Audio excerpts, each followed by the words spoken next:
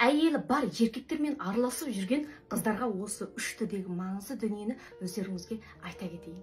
Біріншісі, ер азаматтар, жаным, мен сені сондай жақсы көрем. Әзір менің әйелім екеуміздің ортамызда сезім, махаббат деген дүние жоқ. Мен сенімен махаббаттасқым келеді. Мен махаббат сезінбедім дегеннен кейін, мынаның әйелі бұрыннан бері мынаған сезім, махаббат деген дүниені бермеген екен ғой.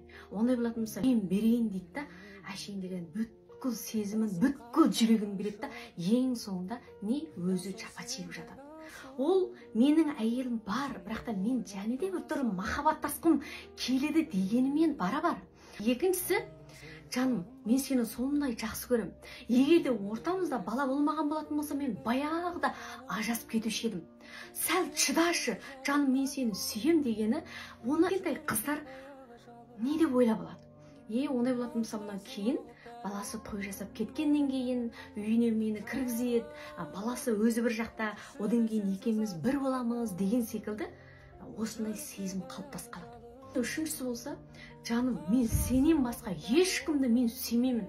Мен тек қана сені сүйемін. Сен неге маған сенбейсің деп айтқаны мүмкін емес сенбеңіздер. Егер де ер азамат сізді сондай жақсы көрді ма, оның алдына әрқандай іс келсін, бірақ тастапта бүткіл әдеттен нағыз сүйген ер азаматтар ғой, бала шаға не, әйел не, әке шеше деген не, оларға қарамайды. Көзіне сенен басқа ешкім көрмейді. Тастапта сізге келеді. Осындай бір семьяларды әзір көріп жатырмыз ғой.